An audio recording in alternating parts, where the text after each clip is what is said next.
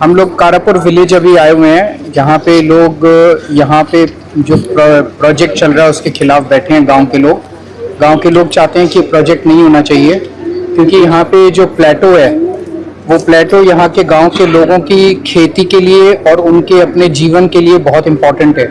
वो प्लेटो से में सारा वो ग्राउंड वाटर रिचार्ज होता है, जिसकी वजह से इनकी खेती होती है, इनके पानी का वाटर बॉडीज को रिचार्ज करता है, सब कुछ करता है। प्लस ये पूरा इलाका जो है इकोलॉजिकली सेंसिटिव है और एनवायरनमेंट के हिसाब से बहुत इम्पोर्टेंट है। यहाँ पे 5.5 लाख स्क्वायर मीटर ज़मीन, उसके ऊपर एक बिल्डर 2000 से ज़्यादा ड्वेलिंग यूनिट्स बनाएंगे, जो पूरे देश विदेश से आके लोग उसको खरीदेंगे और यहाँ पे एक तरह से नई टाउनशिप बनाई जाएगी।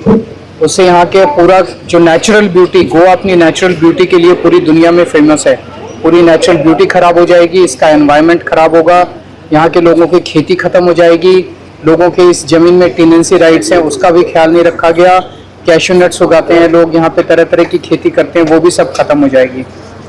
तो बीजेपी यहाँ पे लोग ये आरोप लगा रहे हैं कि ये जो जमीन है ये जमीन किसी मंत्री की है। किस मंत्री की है? मैं सीएम साहब से पूछना चाहता हूँ, यहाँ के जो प्रमोद सावंत साहब हैं, कि ये किस मंत्री की जमीन है? उस मंत्री को करोड़ों अरबों का फायदा होगा ये जमीन बेचने से। इसको टीसीपी एक्ट के सेक्शन 39A में एग्रीकल्चरल लैंड को लैंड यूज चेंज करने की परमिशन दी गई है, तो मंत्री को तो करोड़ों अरबों का फायदा होगा। जिस बिल्डर को दी गई है, ऐसा आरोप लग रहा है कि वो बिल्डर बीजेपी से कनेक्टेड है, बिल्डर को भी करोड़ों अरबों का फायदा होगा। गोवा के लोगों को क्या मिलेगा? इस गांव के लोगों को क्या मिलेगा? इस गांव के लोगों को तो कुछ नहीं मिलेगा। इस गांव के लोगों को तो बर्बादी मिलेगी। इस गांव के लोगों का तो जीवन, खाना पीना सब बर्बाद हो जाएगा। वो बिल्डर कमाएगा और जमीन जिसकी है वो कमाएगा।